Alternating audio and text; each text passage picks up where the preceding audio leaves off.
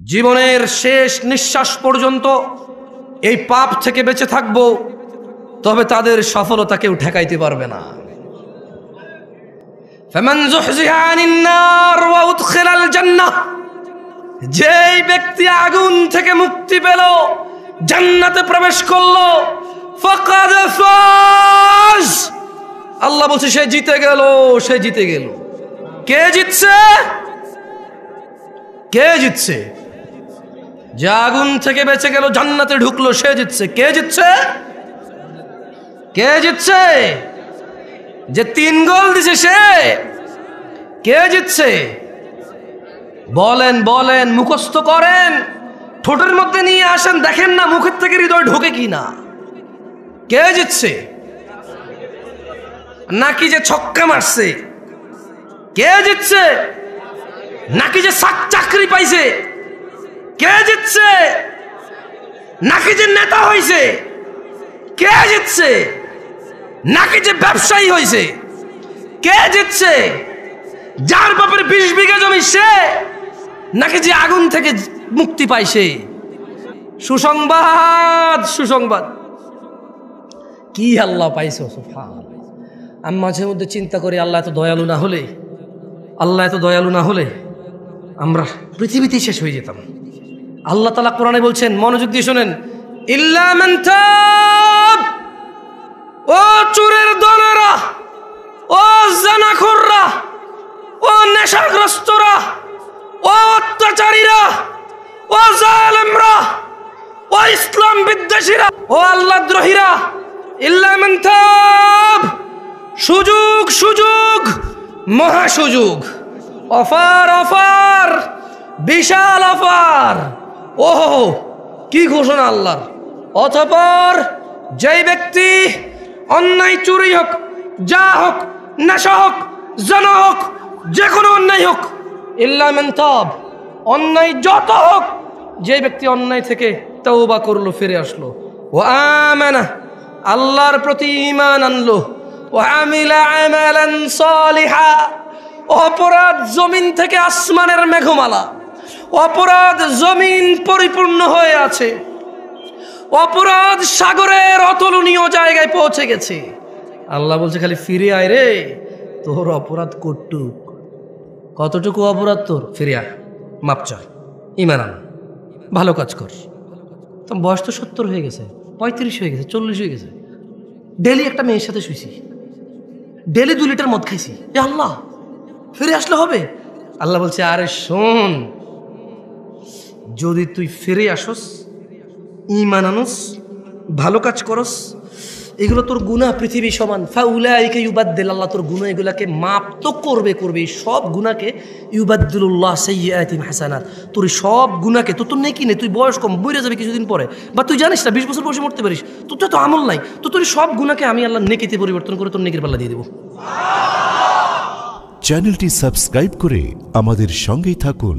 আমি কি একটা আমলের কথা শিখাই দেব আপনাদের, যে আমলটা আপনাকে কখনো জান্নাত থেকে মাহরুম করবে না, জান্নাতে যাবেনই যাবেন। তাহলে এটা শিখিয়ে দিয়ে এখান থেকে বিদায় নিতে পারবো, রাইট? আর কি লাগবে? আপনি কি চান আল্লাহর কাছে? আল্লাহর কাছে কি চান? কি চান? তো ওই সম্পর্কে একটু জানাই দিলে তো হলো, আর তো সারা রাত ওয়াজ করে তাহলে লাভ নাই, আমাদের মূল ঠিকানা পাই গেলে তো হইল। শিরিক করা যাবে না ভাইরা আমার। না না না, আপনাকে ভুল বলছে বক্তা, যে শেষ নবীর উম্মত আমরা, নবীর উম্মত তোরা কখনো শিরিক করতে পারে না, একদম ভুল বলছে। সূরা ইউসুফ, সূরা নাম ওয়া মা ইউমিনু আকসারুহুম বিল্লাহ ইল্লা ওয়া হুম মুশরিকুন। আপনার হুজুর বলছে যে একবার মুসলমানের ঘরে জন্ম নিয়ে নিলে, বাপ আর দাদা যদি মুসলমান হয়ে যায়, যদি আপনার দাদা আর বাপ কোনো রকমের মুসলমান হয়, তাহলে আপনার দ্বারা শিরিক আর সম্ভব না। আপনার হুজুর বলছে, আমি বলছি এরকম মাইকে এসে, কেমন? ওইদিকে সূরা ইউসুফ কি আমাদের নবী মুহাম্মদের উপরে সাল্লাল্লাহু আলাইহি ওয়াসাল্লাম নাজিল হয়েছে নাকি অন্য নবীর উপরে? তাহলে এখানে আল্লাহ বলছেন যে ওয়া মা ইউমিনু আকসারুহুম বিল্লাহ, আল্লাহ তাআলা বলছে যে এই যে মানুষকে তুমি দেখছো মুহাম্মদ সাল্লাল্লাহু আলাইহি ওয়াসাল্লাম, এদের অধিকাংশ মানুষ প্রথমে ঈমান আনে। প্রথমে কি আনে? কি আনে? মানে এরা স্বীকার করে বাচ্চা দেয় কে, বৃষ্টি দেয় কে, সুস্থ করে কে, এরা ঈমান আনে। ইল্লা ওয়াহুম মুশরিকুন, তবে এদের যারা ঈমান আনে এদের অধিকাংশ 50%-এর উপর হলো মুশরিক, শিরিক করে। ওই কল্পনা থেকে বের হন যে আপনার বাপ দাদা মুসলমানের জন্য আপনার দ্বারা শিরিক হবে না, কেমন, ওটা থেকে বের হন। আর শোনেন, খালি যে মাজারে গিয়ে, মন্দিরে গিয়ে, তারপরে হচ্ছে কোনো মানুষের পায়ের নিচে, তারপর হচ্ছে কোনো নেতার নিচে, পয়সাওয়ালার নিচে, কোনো মহিলাকে পাওয়ার জন্য এভাবে করলে যে শিরিক হয় তা না। শুধু শিরিক এভাবে হয় না। জাবের রাদিয়াল্লাহু আনহু থেকে বর্ণিত, তিনি বলেন, কি বলেন? তিনি বলেন যে বাইনার রাজুলি ওয়া বাইনাশ শিরকি ওয়াল কুফরি তারকুস সালাহ, একজন ব্যক্তি শিরিক আর কুফরের মধ্যে পার্থক্য হচ্ছে নামাজ ছেড়ে দেওয়া। বুঝাইতে পারছি? আমি বলি নাই, জাবের রাদিয়াল্লাহু আনহু বলছে। বলেন না যে নতুন কথা বলছি। আরে ভাই, আপনি শুনেন নাই? এটা 1450 বছর পুরনো। আপনার মুহাদ্দিসরে জিজ্ঞেস করেন না, জিজ্ঞেস করেন না আপনার এখানে আলিয়া মাদ্রাসার প্রিন্সিপালকে, জিজ্ঞেস করেন না আপনার মসজিদের জুমার খতিবকে, জিজ্ঞেস করেন না আপনার পাড়ার ডাবল টাইটেল পাস মাওলানাকে। বলেন না যে মাওলানা সাহেব, খতিব সাহেব, একটু বলেন না নামাজ ত্যাগকারীর বিধান ইসলামে কি? বুখারী, মুসলিম, তিরমিজি, আবু দাউদ, মুসনাদ আহমেদ, বাইহাকি, মুআত্তা মালিক। হ্যাঁ, আপনি যে বইগুলোর নাম জানেন ওনাকে বলেন না যে সবগুলা বইকে একত্রিত করে, সবগুলা বই থেকে নির্যাস বের করে সালাত ত্যাগকারীর বিধান কি ইসলামে একটু আমাকে পড়ে শোনান। আপনাকে বলতে হবে বাইনাল মুনাফিকিন, বাইনানা ওয়া বাইনাল মুনাফিকিনা শুহুদুল ইশা ওয়াস সুবহ লা ইস্তাতিউনাহুমা। আপনার মোল্লা, মুন্সি, মুহাদ্দিস আমার মতো আর কি, যারা আপনারা 3-4 হাজার টাকা বেতনে রাখেন, দাম নাই আর কি, যারা আমার মতো যাদের মসজিদের ইমামদের, হ্যাঁ, ওনাকে বলেন না, বলেন না যে হুজুর আমি শুধু জুমা পড়ি, তার রুকুতে যায় নামাজ ধরি, সালাম ফিরানোর পর সবার আগে বের হওয়া লোকটা আমি খুব চালাক, 2 রাকাত বরাবর পাইয়া যাই। সবাই পড়ে 5 মিনিট নামাজ 2 রাকাত পায়, আমি পড়ি 3.5 মিনিট, তারপরে 2 রাকাত পাই। কেমনে? সবাই বুকা আল্লাহু আকবার যায় ধরছে নামাজ, আমি সোজা রুকুতে যায় পাইছি 1.5 মিনিট পড়ার পরে। তার মানে আমি টাইম সেভ করছি, দারুণ। আমি যে কি বুদ্ধিমান, আল্লাহ, আমি যে কি চালাক। ইমাম সাহেব, আপনি বুঝেন না, আপনি জানেন না আমি কত ক্লেভার, আমি হেভি জিনিয়াস টাইপের জিনিস। হ্যাঁ, চিন্তা করেন তো, ওরা 5 মিনিট পড়ে 2 রাকাত, আমি 3.5 মিনিট পড়ে 2 রাকাত আমি। এবং ইমাম সাহেব নামাজ শুরু হয় আল্লাহু আকবার দিয়ে, শেষ হয় আসসালামু আলাইকুম দিয়ে। আমি আসসালামু আলাইকুম বলছি, সবার আগের লোকটা আমি বাইরে হইছি, তার মানে নামাজ শেষ, আমি নাই, ওইখানে আমি টাইম সেন্ড করছি। আপনি চালাক না? এই ছেলে, তুমি চালাক না? তুমি তো এটাই করো। তোমার হুজুরকে বলো না, তুমি যাকে বিশ্বাস করো তাকে বলো না যে ইসলামে হাদিসের যে গ্রন্থগুলো আছে ওখান থেকে একটু বলেন তো, আমি শুধু জুমার 2 রাকাত পড়ি, আর কোনো নামাজ পড়ি না আমি, আর ঈদের নামাজ পড়ি, আর কেউ মারা গেলে আমার, তাও যদি আমার নানি, দাদি, নানা, নানু, খালা, খালু, ফুফা, ফুফি, হ্যাঁ, আত্মীয় স্বজন, চাচা, জ্যাঠা, একেবারে নিকটবর্তী হলে আমি জানাজায় অংশগ্রহণ করি। এর বাইরে আমি নামাজ পড়ি না, আমার বিধান কি ইসলামে? শুনেন, আপনার হুজুর থেকে শুনে নিয়েন, শুনে নিয়েন আপনার আলেম থেকে, শুনে নিয়েন আপনার বিশ্বস্ত মানুষটা থেকে, যাকে আপনি শ্রদ্ধা করেন। আজকে আমাকে নিয়ে আসছেন, আমি বলে দিই, দেখিয়ে এগুলো এসে বলতে হবে। যদি সে আপনাকে আদর করে এইভাবে মাথা বুলিয়ে বলে যে আরে সমস্যা নেই, ঠিক হয়ে যাবে, তো ওনার ব্যাপার। আর যদি বই থেকে নিয়ে আসে কথা, কোথায় থেকে? বই থেকে নিয়ে আসতে বলবে যে বাইনানা ওয়া বাইনাল মুনাফিকিন শুহুদুল ইশাই ওয়াস সুবহ লা ইস্তাতিউনাহুমা। বলতে হবে যে আল্লাহর নবী বলছে আমাদের মুসলমানদের আর মুনাফিকদের মধ্যে পার্থক্য হচ্ছে ফজর আর ইশায় উপস্থিত হওয়া। লা ইস্তাতিউনাহুমা, মুনাফিকরা ফজরে আর ইশায় উপস্থিত হতে পারে না। আল্লাহর নবী মুনাফিক বলছে তাদেরকে। আপনি আজকে শুনছেন এটা? কি বলেন? 1450 বছর পুরনো। এটা আমি বলতে হচ্ছে কেন জানেন? আপনি বলবেন যে দূরের থেকে কোন ছেলে আসছে, বাপ দাদা 14 গোষ্ঠী শুনি নাই, ও নতুন কথা কয়। না না, আপনি শুনছেন আজকে, এইটা নতুন কথা না। এটার বয়স 1450 ক্রস করছে প্রায়। কেমন? মানে আপনার আব্বার আব্বা, তার আব্বার আব্বা, তার আব্বার আব্বা, তার আব্বার আব্বা, তার আব্বার আব্বা, তার আব্বার আব্বা, তাদের সবার আব্বার আব্বার আগে কথা এটা। আপনি বলবেন যে কি কথা বলে, বাপ দাদার জন্মে শুনে নেই। আর দূর, তোমার বাপ দাদার 14 গোষ্ঠীর 14 বার যোগ্য লেয়ার আগের কথা এটা। এত পুরনো কথা তুমি শুনো নাই কখনো, সময় পাও নাই শুনতে। এটা বলতে হবে। আরেকটা কি বলবে? আরেকটা বলতে হবে যে বাইনাল আবদি ওয়া বাইনাল কুফরি তারকুস সালাহ, কাফের আর মুমিনের মধ্যে পার্থক্য হচ্ছে নামাজ ছেড়ে দেওয়া। এটা বলবে উনি, যদি উনি বই থেকে বলতে হয়। কেমন 90% মুসলমানের দেশ, বলো মারহাবা, বলো হ্যাঁ, বলতে থাকো। তোমার ক্ষমতা অনেক না, তুমি নিজেকে নেতা বললে নেতা, সুদর্শন বললে সুদর্শন, কবি বললে কবি, লেখক বললে লেখক, তুমি তো বলো নিজেকে মুসলমান মুমিন, বলো তোমার মর্জি। কিন্তু মনে রাখবা, ইয়াউমা লা তামলিকু নাফসুন লিনাফসিন শাইআ ওয়াল আমরু ইয়াউমাইযিন লিল্লাহ। ওই দিনকে ভয় করো যেদিন কোনো মানুষের কোনো ক্ষমতা কোনো কাজে আসবে না, একচ্ছত্র মালিকানা সিদ্ধান্ত নেওয়ার ক্ষমতা থাকবে কার? ওই দিনকে ভয় করো। ওই দিন মুসলমান বললে মুসলমান হওয়া যাবে না। আল্লাহর নবী বলে গেছে যে নামাজ ত্যাগ করে সে কুফরি করে। এখন বলবো জামশেদ মজুমদার এসে ফতোয়া দিয়েছে নামাজ ছাড়লে কাফের। আমি কখন বললাম রে ভাই? জাবের রাদিয়াল্লাহু আনহু বলছে আল্লাহর নবী বলছে যে নামাজ ছাড়ে সে কাফের। যে নিয়মিত নামাজ ছেড়ে দেয়, যে নামাজকে পরিত্যাগ করেছে, যে নামাজকে ছেড়ে দিয়েছে, যে নামাজের সাথে কোনো সম্পর্কই রাখলো না, নিজের সম্প্রীতি রাখলো না, সম্পর্ক কিছু রাখলো না, যে শরমে নামাজ পড়ে, জুমা না পড়লে মানসি কি করবে? আরে বেটা ভাই আমার, জুমা আর জোহর দুইটাই ফরজ। কেমন মানে জুমার দিনের যে 2 রাকাত জুমা আর শনিবারের যে 4 রাকাত জোহর, দুইটাই ফরজ। কেমন? আল্লাহ আমাদেরকে বোঝার তৌফিক দান করুন। তো আপনাদেরকে এমন একটা তথ্য, আর একটা ওই যে বললাম বাইনার রাজুলি ওয়া বাইনাশ শিরকি ওয়াল কুফরি তারকুস সালাহ। নিশ্চয়ই বান্দা মুশরিক কাফেরের মধ্যে পার্থক্য হচ্ছে নামাজ ত্যাগ করা। বহুদূর থেকে আসছি, এই পুরো কাউনিয়ার সবাই যদি জান্নাতে চলে যায়, যদি আমি না যেতে পারি, এতে আমার কোনো সফলতা নাই। এই পুরো কাউনিয়ার সবাই যদি জাহান্নামের নিম্ন স্তরে চলে যায়, যদি আমি মুক্তি পেয়ে যাই, এতে আমার কোনো লস নাই।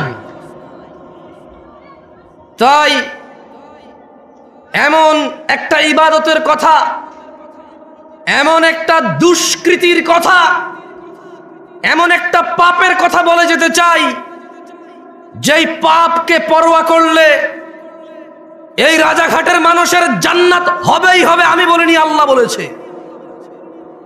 যদি রাজাঘাটের নারী ও পুরুষরা, যদি রাজাঘাটের ধনী ও দরিদ্ররা, যদি রাজাঘাটের যুবক ও বৃদ্ধরা, সুস্থ অসুস্থরা যদি সিদ্ধান্ত নেয় এই পাপ সম্পর্কে আমরা সতর্ক হব, জীবনের শেষ নিঃশ্বাস পর্যন্ত এই পাপ থেকে বেঁচে থাকব, তবে তাদের সফলতা কেউ ঠেকাইতে পারবে না।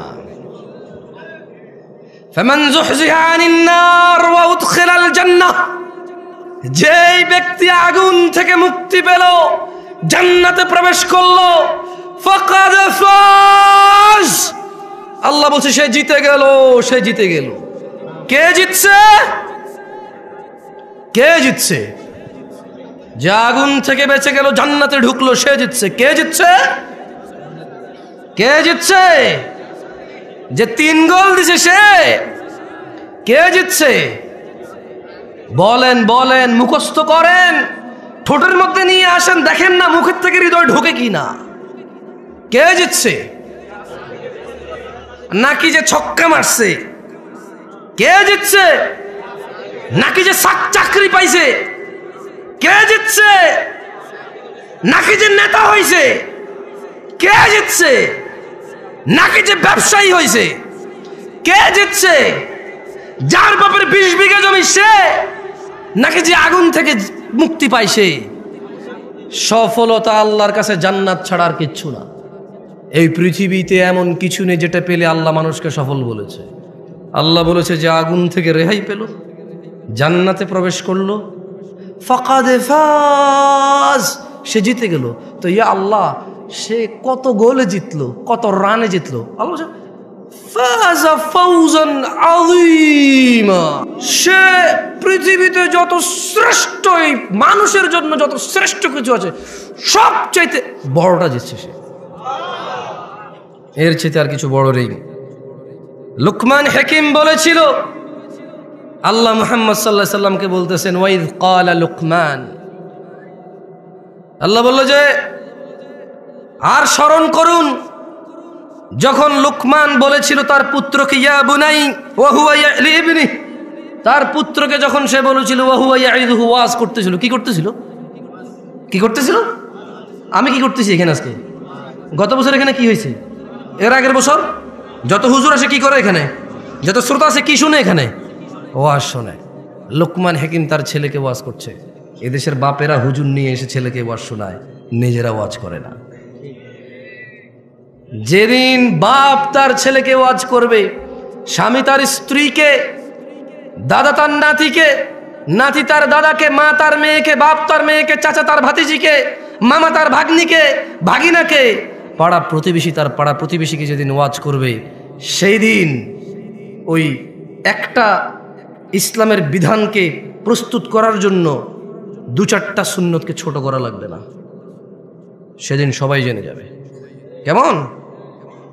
ওয়াইদ ক্বালা লুকমান, স্মরণ করুন লুকমান লিবনি, তার ছেলেকে ওয়াজ করছিল, ওয়া হুয়া ইয়াইদু, ওয়া হুয়া ইয়াইদু, তার ছেলেকে সে ওয়াজ করছিল কি, ইয়া বুনাই, ও আমার আদরের ছেলে, লা তুশরিক বিল্লাহ, তুমি আল্লাহর সাথে শরীক করিও না, ইন্না শিরকা লা যুলমুন আযীম, হে আমার ছেলে, শিরক পৃথিবীর যত অপরাধ উপস্থিত আছে সবচেয়ে বড় অপরাধ।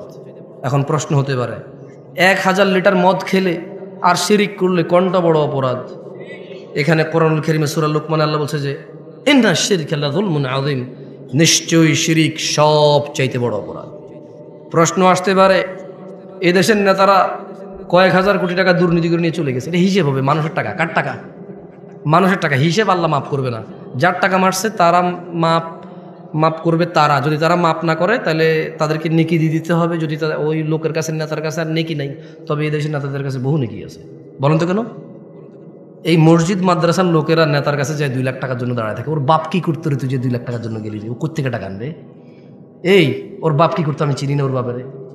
ও নিজে কি করতো? এই মসজিদে 1 লাখ, ওই মাদ্রাসায় 2 লাখ, ওই স্কুলে 5 লাখ, ওই এতিমখানা মেয়ের বিয়েতে 10 লাখ আনে কোত্থেকে রে টাকা? ওর বাপের কয় বিঘে জমি ছিল রে? ও কি ব্যবসা করে? কত ব্যবসার নাম কি?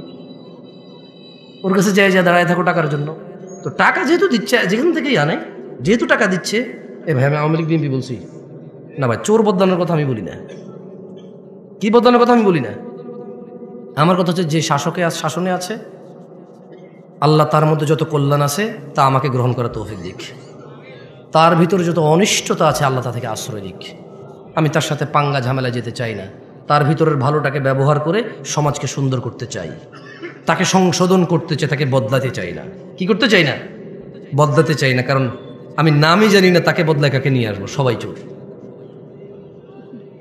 ঠিক আছে? তো সংশোধন লাগবে, বদলানো লাগবে না। কি লাগবে না? সংশোধন লাগবে। আল্লাহ আমাদেরকে সংশোধন হওয়া তৌফিক দান করুন। তো 2000 কোটি টাকা যদি কেউ চুরি করে বিদেশ নিয়ে চলে যায় বা দেশে রেখা দেয় বা কিছু একটা করে, তো যাদের টাকা সে মারবে, আল্লাহ বলবে যে আমি মাফ করব না। তো সে বলবে যে তোমার টাকা তো আমি মেরে দিছি, কি করবো? সে ওর লোক বলবে যে নেকি দাও। তো এখন এই যে মসজিদে 2 লাখ দেয়, মাদ্রাসায় 2 লাখ দেয়, এতিম বাচ্চাদের বিয়ে করা, দেখলো ভালো কাজ নাকি খারাপ কাজ? পাহাড় সমান নেকি থাকবে না তার কাছে, কারণ সে প্রচুর দান করে। কি করে? ও এখানে আরেকটা কথা বলা ভালো, যদি সুনামের জন্য, দানবীর জন্য দান করে তাহলে নেকি ওটাই নাই, ওটা রিয়া হয়ে উল্টো ওটা একটা গুনায় পরিণত হবে। কেমন? আর যদি মন মানসিকতা ভালো হয়, একটু মন নরম, ভালো মন মানসিকতা, একটা এতিম বাচ্চা বিয়ে করা দিচ্ছে, যা কিছু টাকা দাও, হয়ে যাক। অথচ টাকাটা কিন্তু সে চুরি করে, ডাকাতি করে, বদমাইশি করে, কিছু হালাল আছে কিছু হারাম আছে মিশ্রিত। কেমন? কিছু হালাল কিছু, ওটা সরি নেতা বলবো না, ওটা ব্যবসায়ীরাও করে। 2 নাম্বার 4 নাম্বার 6 নাম্বার মালামাল বিক্রি করে নাকি করে না? গ্রামের মোড়লে করে, ওটা কিন্তু নেতা না। আপন বড় ভাইয়ে করে, রাস্তার জমি নিজে নিয়ে ছোট ভাইকে ওই পিসের জমি দিয়ে দেয়। বোনের সাথে ভাইয়ে করে। তো আমি আসলে শুধু নেতা বলবো না, আমি আসলে আমরা মানুষ, এই সমাজের মানুষগুলো আমরা খারাপ। ভাই হিসাবে ভাইয়ের সাথে খারাপ, ভাই হিসাবে বোনের সাথে খারাপ, ছেলে হিসাবে বাপের সাথে খারাপ, নেতা হিসাবে সমাজবাসীর সাথে খারাপ, ব্যবসা হিসাবে কাস্টমারের সাথে খারাপ, স্বামী হিসাবে স্ত্রীর সাথে খারাপ, বাপ হিসাবে ছেলের সাথে খারাপ। এটা হচ্ছে আমাদের স্বভাব। বুঝে আসছে? তো আসলে কোনো একটা লোককে এইভাবে দোষ, মানে নেতা হয়েছে এই জন্য দোষ, এটা না। আসলে আমাদের স্বভাবগত যাতে এই দেশের মানুষের আমরাই খারাপ। বুঝে আসছে না আসলে আপনার? তো এখন ইন্না শিরকা লাযুলমুন আযীম, লোকমান বলছে যে ছেলে তুমি আল্লাহর সাথে শিরিক করিও না। কেন? বলো যে শিরিক সবচেয়ে পৃথিবীর বড় অপরাধ। তো এখন যদি আপনি প্রশ্ন করেন কত বড় অপরাধ, 1,00,000 কোটি টাকা যদি মাইরা দেওয়া হয়, এটা কিয়ামতে আল্লাহ মাপ না করলে, এ হলো চোর যে টাকা মারছে, এ হলো যার সম্পদ তারা, বা সে একক বা তারা অধিক, এর যত নেকি আছে একে দিতে হবে। দিতে দিতে আর নেকি নেই, কিন্তু লোক বাকি আছে। এখন এই পৃথিবীতে এমন একটা মানুষ আছে যার গুনাহ নাই? আছে? একটা মানুষ কি পাওয়া যাবে যার গুনাহ নাই? তো এখন এই যে ওই যে চোর বাটপার অন্যের হক মাইরা খাইছে, এর কাছে আর নেকি নাই, এখন লোক বাকি আছে যাদের হক এর কাছে রয়ে গেছে, এদের গুনাহগুলো সব এর কাছে আসবে। ইন্না লিল্লাহি ওয়া ইন্না ইলাইহি রাজিউন। সেই নেকির পাহাড় নিয়ে এসে মানুষ সবার গুনাহ নিয়ে গুনার পাহাড় নিয়ে যাবে। এবারে আসেন, এরপরে কি হবে? এর সমস্ত নেকি শেষ, সব মানুষের গুনাহ এর কাছে চলে আসছে, এইবার কি হবে ওর? এটা প্রশ্ন থাকতে পারে না? ধরে নেন ওর শিরিক করে নাই, কি করে নাই? কি করে নাই? আল্লাহ বলছে যে ইয়াগফিরু লিমান ইয়াশা, যাকে খুশি মাফ করে দেবে। বুঝাইতে পারি নাই কি বলছে আল্লাহ? আরে ভাই, চোরদেরকে উৎসাহিত করতেছি না, ভুল বুঝিয়েন না আপনারা আমার। অধিকাংশ চোরই মুশরিক বেনামাজি, অধিকাংশ চোর মুশরিক বেনামাজি, অধিকাংশ চোর ডাকাত আল্লাহকে অস্বীকারী। আচ্ছা, একটা কথা বলি আপনাকে, মাশাআল্লাহ আপনারা ঠান্ডা চুপ আছেন, একটু মনোযোগ তাহলে শোনেন। জানা করা কি? ন্যাংটা থাকা কি? ন্যাংটা থাকা কি? আরে আমি নাস্তিক, আমরা জোরে করি। ন্যাংটা থাকা কি? গুনাহ। গুনাই তো, হারাম তো গুনাই। শরম না? শরম না? শুকর খাওয়া কি? আচ্ছা, কালকে বাংলাদেশের বইতে লেখা হলো, আমি ওয়াল্লাহি, আল্লাহ সাক্ষী, আল্লাহ সাক্ষী, কসমে বিল্লাহি তাআলা, আল্লাহকে সাক্ষী রেখে বলছি, আমি বর্তমান যে সরকার বা এর আগের সরকার বা পরে কি আসবে আমি এত নন অফ কনসার্ন না। আমি ধরেন এই দেশে শিক্ষা নীতিমালা হয়, অনেক কিছু বইতে আসতেছে, যেমন এই দেশের সায়েন্স আর্টসের অনেক বইতে লেখা আছে সব ধর্ম ম্যান মেড, মানুষের বানানো ধর্ম। কেমন লেখা আছে বইতে? আপনি কি করবেন? কি করবেন আপনি? টিচার পড়াবে না? এটা পড়াবে, ছাত্ররা পড়বে। ধরেন কালকে বইতে লিখলো, বছরে একটা দিন আমরা নির্ধারণ করব, ওই দিনের নাম দিব আমরা দুঃখ ভোলা দিবস। কি ভোলা দিবস দিব? আরে ভাই, যারা মাতাল তারা সবাই কেন খায়? দুঃখ ভোলার জন্য খায়। বুঝাইতে পারছি না পারি নাই? একটা সিগারেট খোর পর্যন্ত সিগারেট খায় দুঃখ ভোলার জন্য। কি বলার জন্য? দুঃখ ভোলার জন্য। তো ধরেন এরকম একটা দিবস চালু হলো তর্কের খাতিরে, যে বছরে একদিন আমরা সবাই সুন্দর করে সেজে গুজে মেয়ে ছেলে একাকার হয়ে আমরা দুঃখ ভোলা দিবস পালন করব। ধরেন টিচাররা এটা শিখাবে, বাচ্চারা বলো তো দুঃখ ভোলা দিবস কোন দিন? আমরা বললাম অমুক দিন। এরপর আমরা সবাই আইলাম, বাপের থেকে 200, 500, 1000 যেই টাকা বিয়ার পাওয়া যাবে, মদ পাওয়া যায়, সবাই 1 বোতল 2 বোতল করে নিয়ে আইলাম। নিয়ে আয়া আমরা সবাই একসাথে হইলাম, হইয়া আমরা কি পালন করব? দুঃখ ভোলা দিবস। আপনি আপনার বাচ্চাকে মদ কিনে দিবেন? দিবেন না? কেন? কেন? ও আচ্ছা, হারাম। মাশাআল্লাহ, ইউ কেয়ার অ্যাবাউট দ্য হারাম। আপনি হারাম সম্পর্কে পরোয়া করেন? জাযাকুমুল্লাহ খায়র, শুনে খুব ভালো লাগলো। আচ্ছা, ধরে নেন পরশু একটা দেশে, এই দেশ না জানি, এই দেশ নিয়ে কথা বলে খুব বাবরে বাপ ঝামেলা আছে। আচ্ছা, উদাহরণের মধ্যে যে কোনো দেশ হলি হইল, কেমন? আমরা একটা দেশের নাম দিলাম কল্পনা। ও না, ওটা মনির খানের হয়ে যাবে পরে, সমস্যা, ওই ব্যাটা দিকে চলে যাবে। আস্তাগফিরুল্লাহ। কি নাম দেওয়া যায়? একটা দেশের নাম দেন তো, মানে কাল্পনিক। ভাই, এটা বাংলাদেশের ভিতরে, আমি এই দেশ নিয়ে কথা বলতে চাই না, আমি পাগল। এত বড় ভুল আমি করবো না, দাঁড়ান। টংটাং, কারণ টংটাং দেশের যে কোনো কিছু হইতে পারে। যে দেশের নাম টংটাং, সেই দেশের যে কোনো কিছু হইতে পারে। এখন একটা দেশের নাম ধরে নেন টংটাং, ওই দেশে কিছু মুসলমান বসবাস করে, কিছু হিন্দু বসবাস করে, কিছু বৌদ্ধ বসবাস করে, কিছু খ্রিস্টান বসবাস করে, কিছু নাস্তিক বসবাস করে, কিছু ইয়াহুদি বসবাস করে, নাসারা বসবাস করে, বহু ধর্মের ধর্ম মানে না বসবাস করে। ধরে নেন ওই দেশের গভর্নমেন্ট হঠাৎ করে বলল আমরা সৌন্দর্য প্রদর্শন দিবস পালন করব। কি দিবস? এবং তারা তাদের শিক্ষকদেরকে বলে দিল, বইতে একটা অধ্যায় সৌন্দর্য প্রদর্শন অধ্যায়। কি অধ্যায়? তো ওই দিন আমরা যাপন করব কিভাবে? তারা বললো যে সৌন্দর্য যেহেতু প্রদর্শন, তাইলে সবাই জামা কাপড় ছাড়া আসলেই ভালো হবে, পুরুষের দেখা যাবে। আরে আশ্চর্য, হাসতেছেন কেন? কি প্রদর্শন? তাইলে যার শরীরে যতটুকু অংশ আছে, যে যত বেশি করে দেখাবে সে পুরোটাই দেখাইলো, রাইট? এটা তাদের লজিক। এটা কার লজিক? তাদের লজিক। কোন দেশের? টংটাং দেশের লজিক। এখন টংটাং দেশের মুসলমানরা বলো, কি আমার বাচ্চাকে আমি ঘর থেকে জামা কাপড় কোনো কিছু ছাড়া স্কুলে পাঠাবো আজকে সৌন্দর্য প্রদর্শন দিবস পালন করার জন্য? শুধু বইতে লেখা আছে তাই? শুধু সরকার বলছে তাই? শুধু এদেশের বড়রা বলছে তাই? শুধু এদেশের ইঞ্জিনিয়াররা, ডাক্তাররা বলছে তাই? এদেশের যাদের ক্ষমতা আছে তারা, এদেশের যারা পয়সাওয়ালা তারা, যারা সুন্দর করে ক্লিন শেপ করে হাঁটে তারা, যাদের they look so handsome, that's why তাদেরকে দেখতে খুব হ্যান্ডসাম দেখা যায়। এই জন্য আমি তাদের কথা মেনে নেবো। আমার বাচ্চাকে আমি ন্যাংটা পাঠাবো? আমার 12 বছরের যুবতী মেয়ে, আমার 15 বছরের যুবতী মেয়ে, আমার 18 বছরের যুবতী মেয়ে, আমার 20 বছরের যুবক ছেলেকে আমি কাপড় চোপড় ছাড়া পাঠাবো? ইম্পসিবল। বলবে, রাইট? আপনারা বলবেন? এরকম বলবেন তো না? দেখ, তাহলে টংটাং দেশের মতো আপনারাও বলবেন, রাইট? আচ্ছা, এরপরে ধরেন কিছুদিন পর দিবস একটা আসবে, দুঃখ বলা দিবস। টংটাং দেশে কি বলা দিবস আসবে? ওই দিন বইতে এরকম লেখা থাকবে, স্যাররা শিখাবে, শোনো, জানে না, বুঝে নাও, এরকম একটা দিন আসছে, অমুক দিন অমুক কিছু করছে, সে যেহেতু চলে গেছে, তাহলে আমরা প্রচুর দুঃখ পাই তার জন্য। আমরা কি করবো? আমরা কি মদ খাবো? কি খাবো আজকে? টংটাং দেশ যে কোনো কিছু হইতে পারে ভাই। এখন টংটাং দেশের মুসলমানরা হঠাৎ বলো, কি আস্তাগফিরুল্লাহ, কি পাগল নাকি রে ভাই? ও আমার ক্ষমতায় আছে, ও আমার নেতৃত্বে আছে, আমাকে শাসন করবে, অন্যায়ের প্রতিবাদ করবে, আমি ভালো করলে পুরস্কৃত করবে, খারাপ করলে শাস্তি দেবে। ও মদ খাওয়াবে কেন আমার বাচ্চা কাচ্চাকে? টংটাং দেখছে মানুষ এটা মেনে নেবে না, বাচ্চাকে বলবে আজকে স্কুলে যাওয়ার দরকার নাই, যা হয় হবে, বাদ দাও। বলবে কি না? আপনারা কি করবেন? তো এই যে যারা আমাদের জন্য, ভাষার জন্য, স্বাধীনতার জন্য, আমাদের জন্য এই পৃথিবী ছেড়ে চলে গেল, এই দেশ থেকে তারা সুন্দরী স্ত্রী, ছোট ছোট বাচ্চা কাচ্চা কোলে ছিল, বৃদ্ধ বাবা মা ছিল তাদেরও, তারাই হয়তো পরিবারের একমাত্র উপার্জনকারী ছিল। ওর স্ত্রীর গর্ভে একটা 9 মাসের বাচ্চা ছিল। ও বেচারা ভাষার জন্য হোক, স্বাধীনতার জন্য হোক, ওর স্ত্রী সন্তানের ইজ্জত রক্ষার জন্য হোক, আর পরাধীনতায় বিরক্ত হয়ে নিজের পরবর্তী প্রজন্মকে স্বাধীন একটা রাষ্ট্রে দিয়ে স্বাধীনতা দিয়ে যাওয়ার জন্য হোক, ও বেচারা লড়াই করতে চলে গিয়ে জীবন দিয়ে দিল। ওর বাচ্চাটা ভূমিষ্ঠ হলো ইয়েতিম হয়ে। ওর বাচ্চাটা পৃথিবীতে আসার আগে ইয়েতিম হয়েছে, ও জীবন বিলিয়ে দিল।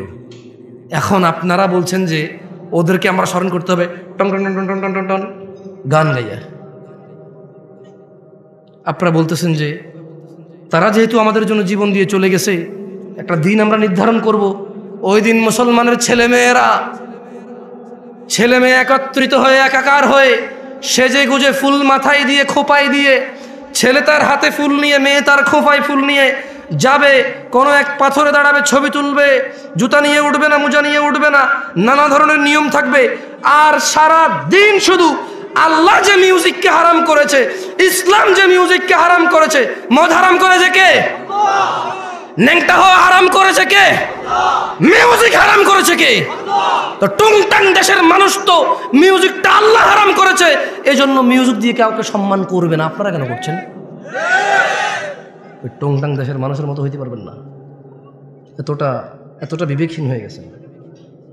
মানে বইতে লেখা থাকবে, কেউ একজন বলবে, আচ্ছা মৃত ব্যক্তি গান বাজালে সম্মান পায়, এটা কে বলছে ভাই? মিউজিক বাজাইলে যে আমার জন্য উৎসর্গ করেছে তার প্রাণ, যে আমার মাথার মণি, যে আমার আবেগের জায়গা, আল্লাহ তাদের উপর, সবার উপর সন্তুষ্ট হলো, জান্নাত দান করুন।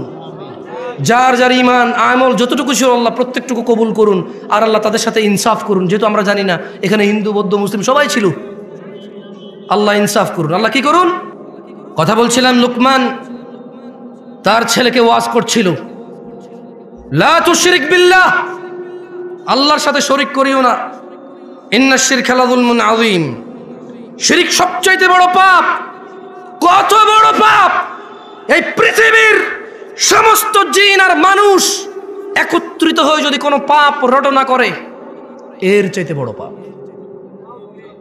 শিরক কত বড় পাপ!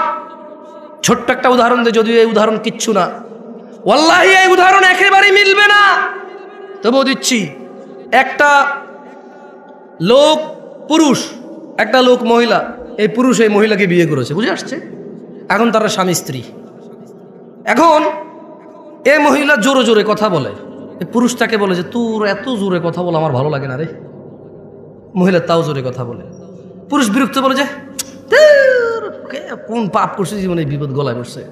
বাট মহিলাকে ঘর থেকে বের করে না। কি করে না? গায়ে হাত দেয় না, বিরক্ত হয়।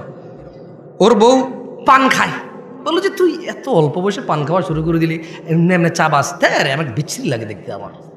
কিন্তু বউকেও তালাক দেয় না, বাপের বাড়ি পাঠায় না, গায়ে হাত তোলে না। ওর জন্য জামা কিনে, কাপড় কিনে, ওর জন্য সুন্দর সুন্দর চুড়ি কিনে, লিপস্টিক কিনে, আলতা কিনে। ওর বউটা ওর মায়ের সাথে বিয়াদবি করে। কি সুন্দর করে বোঝায়, তুইও তো মা হয়েছিস, আমাদের তো বাচ্চা কাচ্চা আছে, আমার মাটা বাপের একমাত্র পোলা আমি, আমার তো দুইটা ভাই নাই যে আমি যদি খেয়াল না রাখি আরেক ভাইয়ের বউ খেয়াল রাখবে, একটু খেয়াল রাখ না, আমরা ভদ্র পরিবারের লোক, আমি যদি তোর গায়ে হাত তুলি এখন, তোর সাথে ঝগড়া করি, মানুষ কি বলবে? ছেলের মাও বোঝে যে পরিবারটা সম্মানী, এই জন্য ছেলের বউ যত কিছুই করুক অতটা মানে প্রতিক্রিয়া দেখায় না, মনে করে যে বোঝে না, অবুঝ, এরকম করে ছেড়ে দেয়। ও বউয়ের গায়ে হাত তোলে না, বাপের বাড়ি পাঠায় না, তালাক দেয় না। ছেলেটা প্রায় তার বউয়ের মোবাইল এঙ্গেজ পায়। যখনই বলে তোমার মোবাইল ব্যস্ত পেলাম কেন, বউ বলে যে খালার সাথে কথা বলতেছি, মার সাথে কথা বলতেছি, বোনের সাথে কথা বলতেছি। সে প্রায় এঙ্গেজ পায়, বিরক্ত হয়। ছেলেটা তার বউকে বলে তুমি ফেসবুক কেন চালাও, আমার পছন্দ না। তার বউ বলে যে চালাবো না। এরপরে বলে যে শুধু এই তো মাঝে মধ্যে একটু স্ক্রলিং করবো, আমি কারোর মেসেজ টেসেজ দিই না। ছেলেটা প্রায় দেখে যে ও বউ ফেসবুক চালায়, সে বিরক্ত হয়, বউর গায়ে হাত তোলে না, বাপের বাড়ি পাঠায় না, তালাক দেয় না। হঠাৎ যদি এই ছেলেটা ঘরে এসে দেখলো তার বউয়ের বিছানায় অন্য পুরুষের সাথে বউ শুয়ে আছে, এখন কি করবে সে?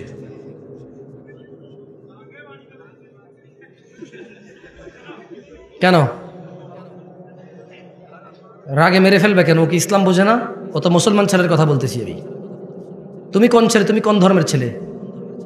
ইসলামে কোনো মহিলা পুরুষ ধরা পড়ে গেলে মেরে ফেলার তোমার বিধান আছে? সরকার মারবে? কে মারবে? কে মারবে? বিবাহিত মহিলাকে পাথর মেরে মেরে রজম করবে কে? জেনাকারী। কে রজম করবে? কে রজম করবে? তুমি তো গায়ে হাত দিতে পারবো না, তুমি ধর্ম বুঝো না তো। জট্টুক আছে ওটুক নিয়ে মস্করা করো, গজল গায়া গায়া। জট্টুক টুকটাক দেখা যায়, ওটুক নিয়ে মস্করা করো, গজল গায়া, গান গায়া, সিনেমা নাটক করে, কৌতুক করে ধর্ম শিখাও। এখন সিনেমা করে দেখি তো, টেলিভিশনে আসে। একটা ইসলামের শিক্ষা কোরআন হাদিস দিয়ে আর হচ্ছে না, এবার নাটক করে শিখাইতে হবে। এই পর্যায়ে চলে গেছো তুমি। কেন মারবা? মেরে ফেলবা কেন? ওর বউ আরেকজনের সাথে শুয়ে আছে, তুমি মেরে ফেলবা কেন তোমার বউ? তোমার মেরে ফেলা বৈধতা আছে ওই মহিলাকে? বলে যে মেরে ফেলবার আগে ওকে তালাক দেওয়া বৈধতা আছে, ওকে বাপের বাড়ি পাঠিয়ে দেওয়ার বৈধতা আছে, মুসলমান শাসকের হাতে তুলে দেওয়ার বৈধতা আছে, যে বিচার হোক। আর বিচার হবে কেন? বিবাহিত মহিলা জানা করলো কেন? বিবাহিত পুরুষ জানা করলো কেন? ওর বিচার হবে, ওকে পাথর মেরে মেরে ফেলতে হবে। কে মারবে? শাসক মারবে, পুলিশ। এই দেশের যে পুলিশ আছে না, অথবা কোনো বাহিনী তৈরি হবে, সরকার তৈরি করবে। কে তৈরি করবে? হুজুর আমাদের দেশের সরকার। তো আমি তোমার দেশ নিয়ে কথাই বলতেছি, আমি কথা বলতেছি ইসলাম নিয়ে। আমি কি এখন বাংলাদেশকে হিসাব করে করে কথা বললে হবে? ইন্ডিয়া, পাকিস্তান, সৌদি আরব, ইরান, নেপাল, ভুটান নিয়ে কথা বললে হবে?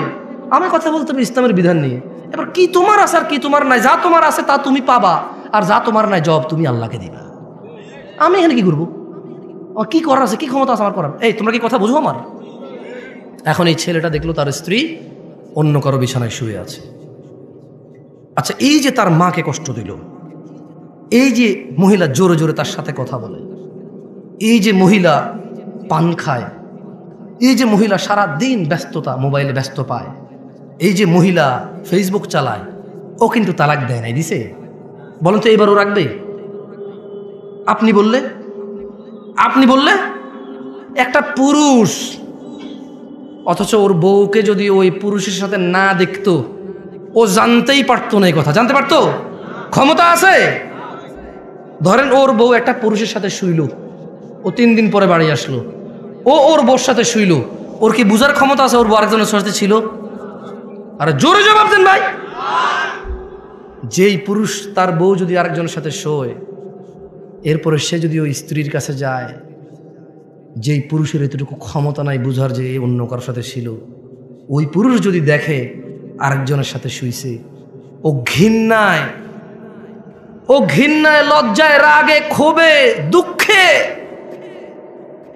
ওকে পুরো পৃথিবীর বিনিময় দিলেও বলবো যে বউ আমি রাখবো না ভাই।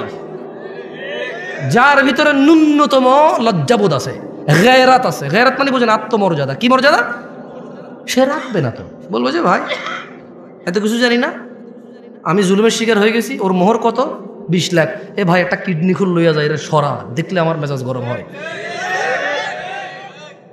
আল্লাহ এরকম বলবে, যার ভিতরে ন্যূনতম আত্মমর্যাদা আছে সে বলবে যে 20 লাখ তো নাই, কিডনি একটা নিয়ে যা, 2 কিডনি লাগে না, 1 কিডনি বাঁচা যায়, ওরে নিয়ে বাঁচা যাবে না ভাই, কিডনি ছাড়া বাঁচা যাবে গ্যারান্টি আছে, ওর সাথে বাঁচবো না।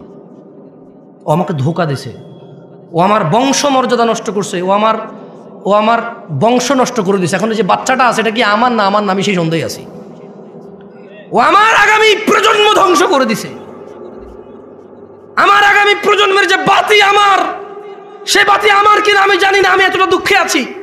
এবং যে নিষ্পাপ সন্তানটা আছে ওর ঘর থেকে হয়েছে, ওকে বিদায় করে দেওয়ার পর ওই বাচ্চাটাকে দেখলে আমার ওর কথা মনে পড়বে, আর আমি সন্দেহে থাকবো এটা কি আমার বাচ্চা না অন্য কারো। ওকে সরাও, কিডনি নিয়ে যাও, ওকে সরাও, 1 কিডনি দিয়ে বাঁচা যায়। ও আমার আগামী প্রজন্ম ধ্বংস করে দিছে, ও আমার বংশের বাতি শেষ করে দিছে, ওকে সরাও। সেই জায়গায় শিরিক আল্লাহ কিভাবে মাফ করবে? অথচ তিনি জানে ওয়াহুয়া খালাকাক, তিনি তোমাকে সৃষ্টি করেছে কোথায় থেকে?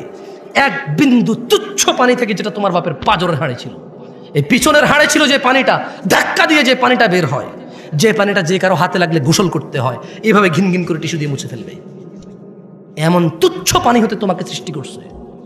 তুমি তো মনে করো তুমি জোয়ান, তোমার বাপ জোয়ান ছিল না, তুমি মনে করো তুমি জোয়ান থেকেই যাবা, ছোট ভাই আমার, তুমি আর বৃদ্ধ হবা না, খবরদার। আন আবি বকর রাদিয়াল্লাহু আনহু قال, আবু বকর রাদিয়াল্লাহু আনহু থেকে বর্ণিত, তিনি বলেন قال النبي صلى الله عليه وسلم, আল্লাহর রাসূল সাল্লাল্লাহু আলাইহি সাল্লাম বলেছেন, আলা উনাব্বিউকুম বিআকবারিল কাবাইর, ও আমার উম্মতরা, তোমাদেরকে কি আমি বলে দেব পৃথিবীর সবচেয়ে বড় অপরাধ কি? ক্বালু বালা ইয়া রাসূলুল্লাহ, সাহাবারা সবাই বললেন হ্যাঁ আল্লাহর রাসূল, আপনি বলে দেন না, এই পৃথিবীতে যত অপরাধ আছে সবচেয়ে বড় কোনগুলা? উনি বললেন সালাসান, 3 বার আল্লাহ নবী বলল, আমি কি তোমাদের বলে দেব পৃথিবীর বড় অপরাধ কোনটা? আবার বলল, আমি কি তোমাদের বলে দেব না পৃথিবীর বড় অপরাধ কোনটা? আবার বলল, আমি কি তোমাদের বলে দিব না এই পৃথিবীর সবচেয়ে বড় অপরাধ কোনটা? 3 বার বললেন। সাহাবারা বলল, হ্যাঁ আল্লাহ নবী সাল্লাল্লাহু আলাইহি সাল্লাম বলে দেন। বলেন, আল ইশরাকু বিল্লাহ, পৃথিবীর সবচাইতে বড় অপরাধ আল্লাহর সাথে শিরিক করা। ওয়া উকুকুল ওয়ালিদাইন, দ্বিতীয় বড় অপরাধ বাবা মায়ের অবাধ্য হওয়া। ওই যে মহিলাটা চিকন হ্যাংলা পাতলা 50-55 বছরের বৃদ্ধা, ওই যে পুরুষটা এখন কোনো কাজ নাই, একটা পাঞ্জাবি আর লুঙ্গি পরে এরকম ওয়াজ মাহফিলে যায়, কোনার দোকানে গিয়ে 2 কাপ চা খায়, আবার ঘরে চলে আসে, ওকে কোথাও ডাকা হয় না, ওকে কেউ 5 পয়সার দাম দেয় না।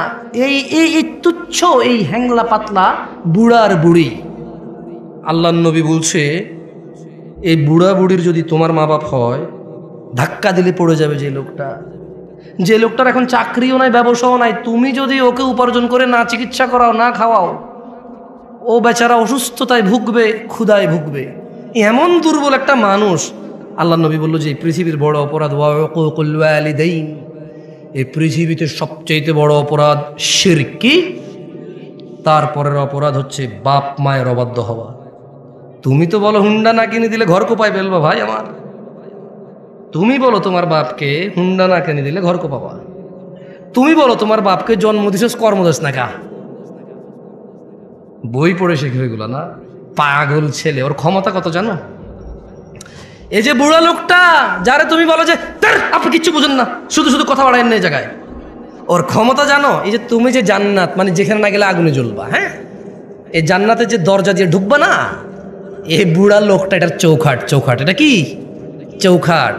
এটা নাই মানে দরজাই নাই, এটা নাই মানে কি দরজাই নেই। বোঝো ওর ক্ষমতা বোঝো, নেতার সাথে লাগবা, একবারে পিটায় সোজা করে দিবে। ভয় তুমি সুন্দর ব্যবহার করো। কোন প্রশাসনের সাথে লাগবা, মামলা মোকদ্দমায় ফাঁসা যাবা। ব্যবসায়ীর সাথে লাগবা, ও টাকা টুকা খরচ করে এমন বানান দিবে, এমন ট্র্যাপে ফেলবে, জীবনে মুখ দেখাইতে পারবা না, তোমার ঘরে মহিলা ঢুকাই দিবে। আর এই যে বুড়া লোক কি করতে পারবে জানো? জান্নাত থেকে তোমার এমন লাথি মারা বের করে দিতে পারবে। তুমি জানোই না এর ক্ষমতা কত। এই বুড়া লোকটা তোমার অনন্ত জীবনের সুখ কেড়ে নিতে পারে, এত ক্ষমতা তার।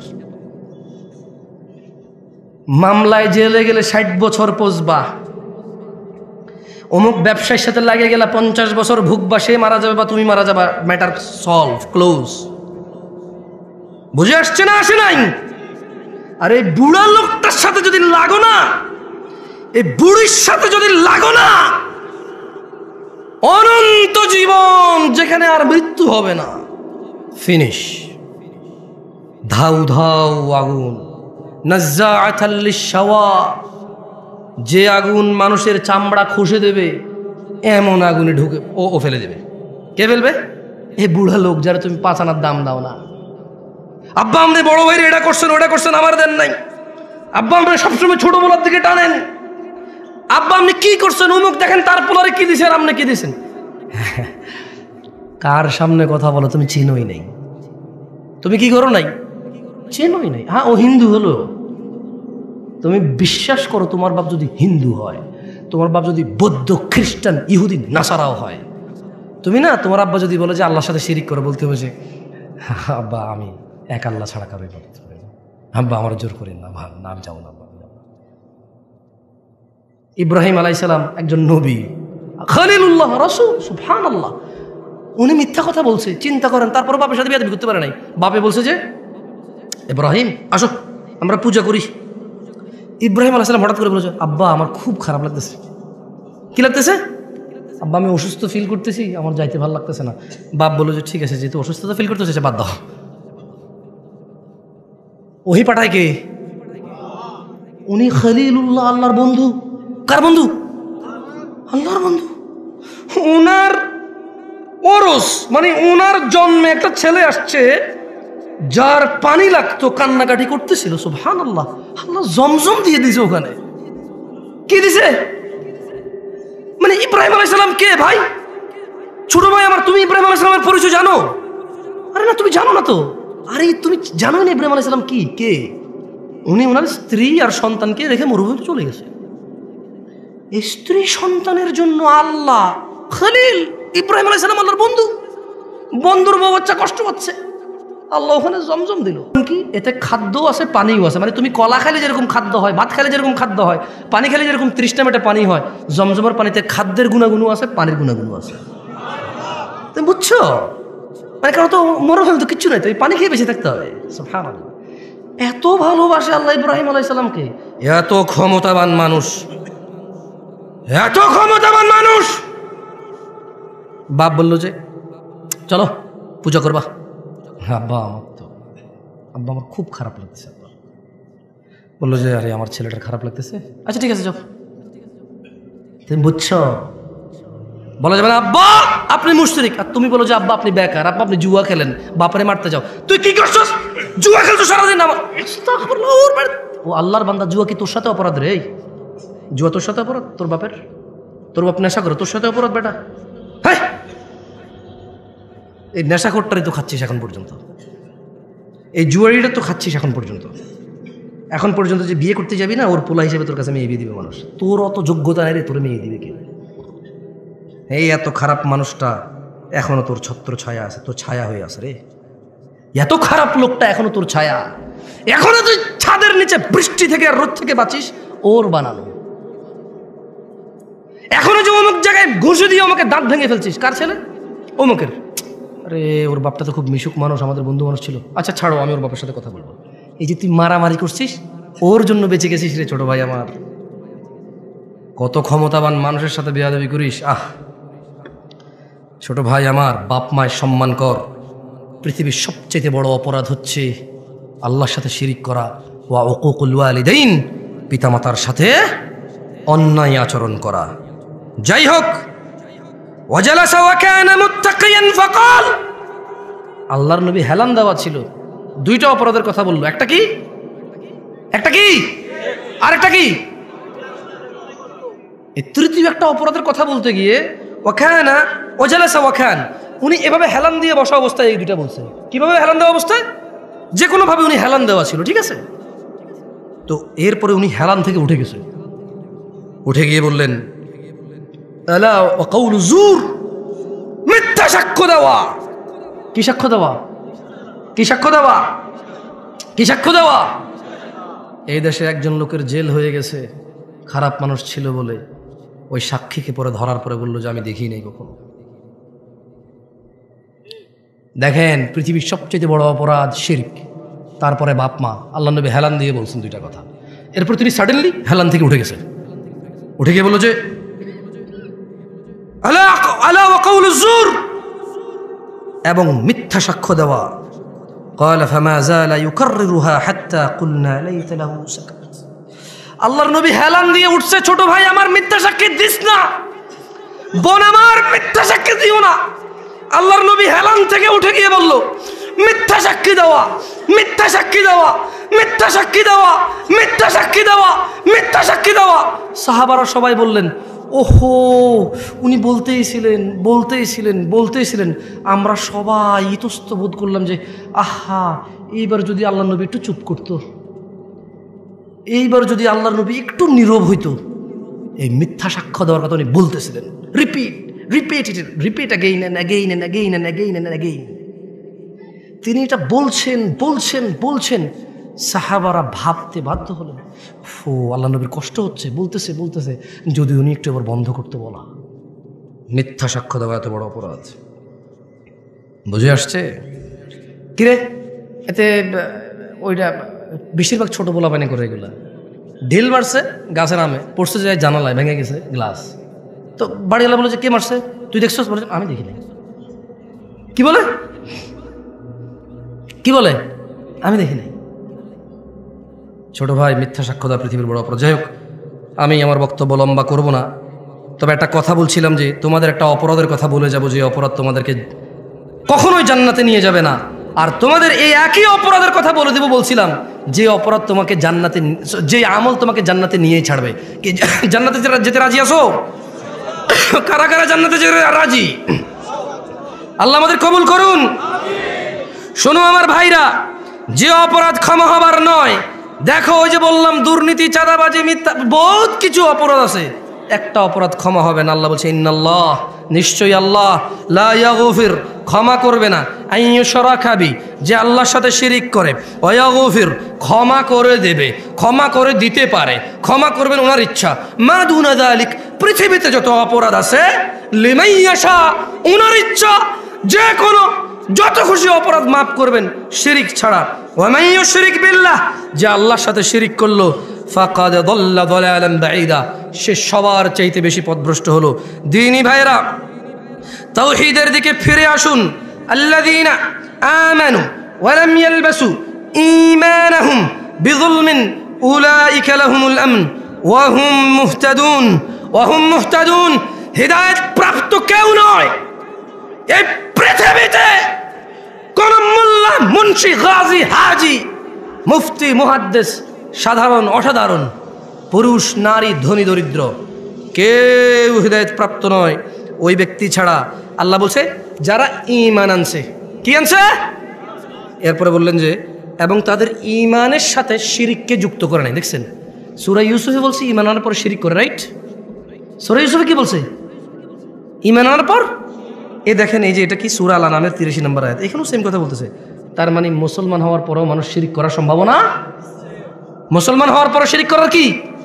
তো নাইলে আল্লাহ কেন কোরআনে বলতেছে সূরা আল আনামে যে আল্লাযীনা আমানু, যারা ঈমান আনে, ওয়া লাম ইয়ালবাসু ঈমানাহুম বিযুলম, এবং তাদের ঈমানের সাথে শিরিক করে না, উলাইকা লাহুমুল আমন, নিরাপত্তা তাদের জন্য যারা ঈমানের মধ্যে শিরিক করে না, ওয়া হুম মুহতাদুন, এবং এরাই হেদায়েত প্রাপ্ত যারা ঈমানের সাথে শিরিক করে না। দ্বীনি ভাইরা, আমি বক্তব্য লম্বা করবো না, শেষ করে চলে যাব, অনেক দূরে যাব, আপনারা অনেক দূর থেকে আসছেন অনেকে মনে হয়।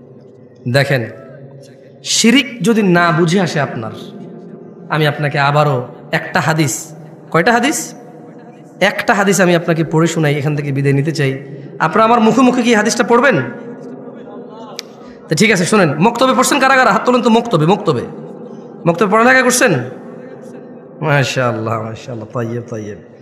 শোনেন, বলেন আন, জোরে, আন সাঈদ ইবনুল মুসাইয়িব রাদিয়াল্লাহু আনহু আন্না রাসূলুল্লাহি সাল্লাল্লাহু আলাইহি ওয়াসাল্লাম قال, বলেন সাঈদ ইবনুল মুসাইয়িব রাদিয়াল্লাহু আনহু থেকে বর্ণিত, তিনি বলেন আল্লাহর রাসূল বলেছেন সাল্লাল্লাহু আলাইহি ওয়াসাল্লাম।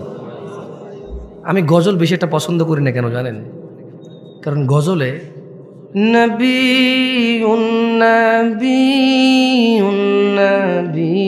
নবী নবী নবী বলতে থাকে, সাল্লাল্লাহু আলাইহি ওয়াসাল্লাম বলার সুযোগ নেই গায়কের। গায়কের কি বলার সুযোগ নাই? কারণ সুর মিলাতে চাইলে সুর পাল্টে যাবে। কি পাল্টে যাবে? আচ্ছা, এখানে তো আলেম ওলামারা আছেন, বলুন তো আল্লাহ নবী সাল্লাল্লাহু আলাইহি ওয়াসাল্লামের নাম আসলে দুরূদ পড়তে হয় কিনা? হয় কিনা? নাকি গজলে মাপ আছে, গানে মাপ আছে, ওয়াজে মাপ আছে, বৈঠকে মাপ আছে, ঝগড়ায় মাপ আছে? না, আল্লাহ নবীর নাম আসলে আলাইহিস সালাম, মিনিমাম কি বলতে হবে? আলাইহিস সালাম। মিনিমাম কি? ধরেন সাল্লাল্লাহু আলাইহি ওয়াসাল্লাম, অনেক বড় হয়েছে না? একবারে বলতে পারতেছেন না, লিস্ট বলতে হবে মুহাম্মদ আলাইহিস সালাম, মানে মুহাম্মদ, ওনার উপরে দুরূদ বর্ষিত হোক। বুঝে আসছে? তো এই জন্য আসলে আমার অনেক সময় গজল ভালো লাগে না শুনতে, বিরক্ত লাগে শুনতে। কারণ আল্লাহ রাসূল সাল্লাল্লাহু আলাইহি ওয়াসাল্লামের নাম এতবার বলে বলে বলে, বাকিরাও মাথা নাড়ায়, শ্রোতাও বলে না, গায়কও বলে না, কেউ বলে না, সুযোগই নেই। কারণ পরে সুরই মিলবে না। পরে কি মিলবে না? বলেন, সুর মিলানো জরুরি নাকি আল্লাহ নবী সাল্লাল্লাহু আলাইহি ওয়াসাল্লামকে সম্মান করা জরুরি? যাক, বলেন বাইনানা ওয়া বাইনাল মুনাফিকিন, বাইনানা ওয়া বাইনাল মুনাফিকিনা, জোরে বলেন সবাই, শুহুদুল ইশা ওয়াস সুবহ লা ইস্তাতিউনাহুমা। এখানে বলছে যে আল্লাহ নবী সাল্লাল্লাহু আলাইহি ওয়াসাল্লাম বলেছেন, মুসলমান আর মুনাফিকের মধ্যে পার্থক্য হচ্ছে ফজর আর ইশায় উপস্থিত হওয়া, মুনাফিকরা পারে না। এবার বলেন আন জাবির রাদিয়াল্লাহু আনহু, জাবির রাদিয়াল্লাহু আনহু থেকে বর্ণিত, তিনি বলেন, একটু জোরে বলেন, মুখস্থ করুন এটা। আমি চলে যাব, গত বছরও আসছে, আগামী বছরও আসবে, কোনো লাভ হবে না আপনার আমার। একটু মুখস্থ করেন, দেখেন কোনোদিন যদি কাজে চলে আসে। কেমন অনেক সময় দেখেন এটা নাট পড়ে আছে, কোনো কাজে লাগে না, হঠাৎ এক জায়গায় লেগে যায়, এবং যে জায়গায় লাগে এই জায়গায় মানে আপনি নাইলে যে কি হইতো আল্লাহ জানে, নাইলে যে কি হইতো আল্লাহ জানে। মুখস্থ করে নেন, ধরে নেন, ওই স্পায়ার নাটই ধরে নেন, নাই একটা হাদিস, দেখেন না কোন দিন কোন কাজে লেগে যায়, আর আপনার কিচ্ছু লাগবে না। বলেন জাবির রাদিয়াল্লাহু আনহু থেকে বর্ণিত, তিনি বলেন আল্লাহর নবী সাল্লাল্লাহু আলাইহি ওয়াসাল্লাম বলেছেন, বাইনার রাজুলি ওয়া বাইনাশ শিরকি ওয়াল কুফরি তারকুস সালাহ। বান্দা শিরক ও কুফরের মধ্যে পার্থক্য হচ্ছে নামাজ ত্যাগ করা। এখন আপনারা শিরিক, কুফরি, মুনাফিকি এগুলোর কি পরোয়া করবেন? আপনাদের ব্যাপার। তবে একটা আয়াত পড়ে বিদায় নিব। ভালো হয়ে যাও যুবক, ছোট ভাই আমার, তোমার আব্বা জওয়ান ছিল তো, দেখো বুড়ো হয়ে গেছে, তুমি হয়ে যাও। বেঁচে থাকলে বুড়ো হওয়া আসা তুমি মরতে পারবো না। যদি বেঁচে থাকো 50, 60, 70, 80, তো বুড়া হয়েই যাবা, এই চামড়া ভাঁজ হয়েই যাবে, এই যৌবন থাকবে না, থাকবে না চিরকালেই দাপট আর নেতৃত্ব আর ব্যবসা বাণিজ্য, সম্পদ, গ্রহণযোগ্যতা চিরকাল থাকবে না। ভালো হয়ে যাও ভাই আমার। আচ্ছা হুজুর, আমার বয়স 50, এক ওয়াক্ত নামাজও পড়ি না জুমা ছাড়া। হুজুর, আমার বয়স 40, জুমা ছাড়া কোনো নামাজ পড়িনি, ঈদ ছাড়া। আরেকজন বলে যে ভাই, আমি কত জেনা করেছি জানেন, কত নেশা করেছি জানেন। আজকের দিনে আমার সলিউশন কি? আমার বয়স 50, কোনো নেকি নাই। সুসংবাদ, সুসংবাদ, কি আল্লাহ পাইছো, সুবহানাল্লাহ। আমি মাঝে মধ্যে চিন্তা করি, আল্লাহ এত দয়ালু না হলে, আল্লাহ এত দয়ালু না হলে আমরা পৃথিবীতেই শেষ হয়ে যেতাম। আল্লাহ তাআলা কোরআনে বলছেন, মনোযোগ দিয়ে শোনেন, ইল্লা মান তাব, ও চোরের দলেরা, ও জানাখোররা, ও নেশাগ্রস্তরা, ও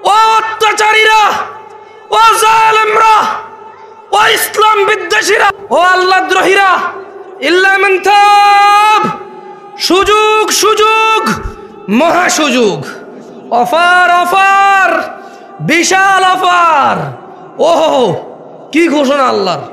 অতঃপর যেই ব্যক্তি অন্যায়, চুরি হোক, যা হোক, নেশা হোক, জানা হোক, যে কোনো অন্যায় হোক, ইল্লা মান তাব, অন্যায় যত হোক, যে ব্যক্তি অন্যায় থেকে তওবা করলো, ফিরে আসলো, ওয়া আমানা, আল্লাহর প্রতি ঈমান আনলো, ওয়া আমিলা আমালান সালিহা, অপরাধ জমিন থেকে আসমানের মেঘমালা, অপরাধ জমিন পরিপূর্ণ হয়ে আছে, অপরাধ সাগরের অতুলনীয় জায়গায় পৌঁছে গেছে।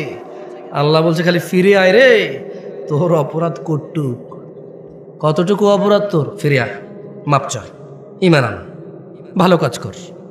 তো বয়স তো 70 হয়ে গেছে, 35 হয়ে গেছে, 40 হয়ে গেছে, ডেলি একটা মেয়ের সাথে শুইছি, ডেলি 2 লিটার মদ খাইছি, এ আল্লাহ ফিরে আসলে হবে? আল্লাহ বলছে আরে শোন, যদি তুই ফিরে আসস, ঈমান আনস, ভালো কাজ করস, এগুলো তোর গুনাহ পৃথিবী সমান, ফাউলাইকা ইউবাদদিল, আল্লাহ তোর গুনাহ এগুলাকে মাপ তো করবে, সব গুনাহকে ইউবাদদিলুল্লাহ সাইয়্যাতিহিম হাসানাত, তোর সব গুনাহকে, তোর নেকি নেই, তুই বয়স কম, মরে যাবে কিছুদিন পরে, বা তুই জানিস না 20 বছর বয়সে মরতে পারিস, তোর তো আমল নাই, তো তোর সব গুনাহকে আমি আল্লাহ নেকিতে পরিবর্তন করে তোর নেকির পাল্লা দিয়ে দেবো। ওয়াল্লাহ, এটা কোনো হাদিস না যে আপনি জাল বলবেন, এটা কোনো হাদিস না আপনি দয়ীফ বলবেন, এটা কোনো হাদিস না আপনি তর্ক বিতর্কে লেগে যাবেন, এটা সূরা কোরআনের আয়াত, একেবারে আমি ব্যাখ্যাও করি নাই। আল্লাহ বলছে ইল্লা মান তাব, অতঃপর যে তওবা করে, ওয়া আমানা, ঈমান আনে, ওয়া আমিলা আমালান সালিহা, ভালো কাজ করে, ফাউলাইকা ইউবাদদিলুল্লাহু সাইয়্যাতিহিম হাসানাত, আল্লাহ তার সকল গুনাহকে নেকিতে পরিবর্তন করবে। এবার এই অফার আপনি নেবেন কিনা এটা আপনার ব্যাপার। তবে এই অফার পেতে হলে কি করতে হয়? প্রশ্ন তওবা কেমনে করে, প্রশ্ন তওবা কেমনে করে, গুনাহ কেমনে নেকিতে পরিবর্তন করব, শুধু মাপ না, এটি নেকি হয়ে যাবে। ধরে নেন বাংলাদেশ সরকার বলল কার কাছে কত জাল টাকা আছে, 30শে ফেব্রুয়ারি 2024 এর মধ্যে সমস্ত জাল টাকা না জমা দাও, সেম আসল টাকা নিয়ে যাও, তবে আর কখনো জাল টাকা বানাইতে পারবা না, যদি বানাও মৃত্যুদণ্ড, যদি বানাও কি। এখন এক লোক বলল যে এই যে বললো সমস্ত জাল টাকায় আসল টাকা দিবে, আমার কাছে 20,000 কোটি টাকা আছে জাল টাকা, ধরেন গভর্নমেন্ট বললো যে ডাজেন্ট ম্যাটার, যত আছে 20,000, 50,000, 1 লাখ কোটি টাকা থাক, ডাজেন্ট ম্যাটার, তবে আজকে এখানে জমা দিতে হবে, এই টাইমের ভিতরে জমা দিলে তোমার এই যত টাকা জাল আছে অত টাকার বিনিময়ে আসল টাকা দেবে সরকার, এবং এরপরে আর তোমাকে কি করবে, যদি এরপরে অপরাধ করো মৃত্যুদণ্ড, এরপর অপরাধ করো কি। এখন বললো যে 50,000 কোটি টাকা, কেউ কি মিস করবে এটা? আল্লাহ এরকমই বলতেছে যে যত অপরাধ আছে, শর্ত হচ্ছে বেঁচে থাকা অবস্থায় মাপ চাইতে হবে। কখন? শর্ত কি? কেউ কি বলতে পারেন কে কতদিন বাঁচবেন? আমি পারি না। ভাই আপনি বলতে পারেন কতদিন বাঁচবেন? তুমি? আরে কি করে, ডিজিটাল দেশে কেউ জানে না কবে মরবে। আফসোস, তো কি শিখলা? বুদ্ধি কি তেলে তোমার? তুমি এত বিচক্ষণ মানুষ, কবে মরবে না একটু পরে সম্ভব হতে পারে, একটু পরেই হয়ে যেতে পারে, এখানে বসা অবস্থায় হতে পারে, এই বক্তা এখানে দাঁড়ানো অবস্থা হইতে পারে, এই শ্রোতা এখানে বসা অবস্থা হইতে পারে মৃত্যু। তো এই যে সমস্ত গুনাহকে নেকিতে পরিবর্তন করার একটা শর্ত আছে, কি? সবগুলা গুনাহ যা হয়ে গেছে এই এখন বলতে হবে, এখন আস্তাগফিরুল্লাহ, আল্লাহ আমাকে মাফ করেন, আমি আর কোনোদিন গুনাহ করবো না। যদি গুনাহ করি আপনি তো জানবেনই, আপনার সাথে কি লুকায় গুনাহ করতে পারবো নাকি, তবে আমার সব গুনাহ আপনি মাফ করে দেবেন, আমি আর গুনাহ করবো না। বাস মৃত্যু পর্যন্ত আপনি তৌফিক দেন যাতে আপনার উপরে ঈমান রেখে ভালো কাজ করে মরে যাই, আর খারাপ কাজ করবো না। আল্লাহ বলছে সব নেকি হয়ে যাবে। এখন আপনাদের সিদ্ধান্ত ভাই, আমি তো আপনাদের আসলে কিছু দিতে পারবো না, আপনাদেরকে ফু দিয়া পারবো, বলে যেতে পারবো। আকুলু কওলি হাদা ওয়াস্তাগফিরুল্লাহ লি ওয়া লিসাইরিল মুমিনিন ফাস্তাগফিরু ইন্নাহু হুয়াল গফুরুর রহিম।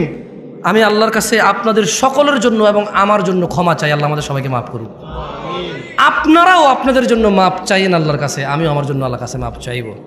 সুবহানাকাল্লাহুম্মা ওয়া বিহামদিকা আশহাদু আল্লা ইলাহা ইল্লা আনতা আস্তাগফিরুকা ওয়া আতুবু ইলাইক।